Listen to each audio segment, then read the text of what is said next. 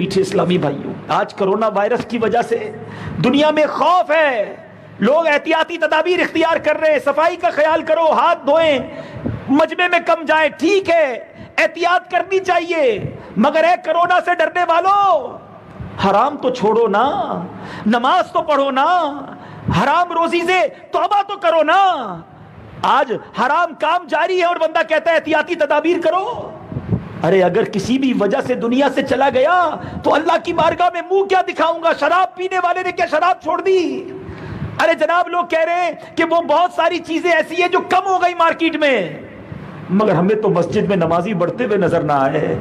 مزہ تو یہ آتا کہ ہمیں یہ اطلاع ملتی کہ مارکیٹ میں قرآن پاک ختم ہو گئے ہیں، ہر بندے نے گھر والوں کے ہر فرد کے لیے قرآن خریدا کہ خدا نہ خواستہ کوئی وائرس نہ آ جائے، اور اگر وائرس میں دنیا سے جانا ہی ہے تو تلاوت کرتے کرتے دنیا سے جاؤں۔ ارے سبحان اللہ، احادیث کا مضمون ہے جو قرآن پڑھتا ہے وہاں فرشتے نازل ہوتے ہیں، تم قرآن پڑھنے لگ جاؤ، اللہ ہر قسم کے وائرس سے بچا لے گا۔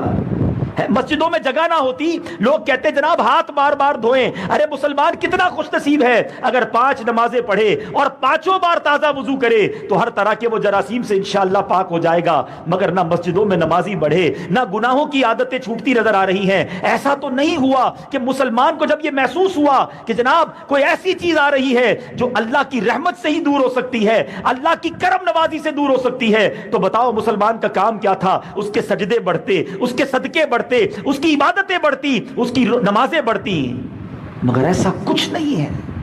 خدا را اللہ وحدہ لا شریک چاہے تو یہ چند منٹوں میں ساری دنیا سے یہ وائرس ختم ہو سکتا ہے۔ ہم اللہ کی طرف لاء کیوں نہیں لگاتے؟ ہم اللہ کی بارگاہ میں سر کیوں نہیں جھکاتے؟ ہم اس کی بارگاہ میں توبہ کیوں نہیں لاتے؟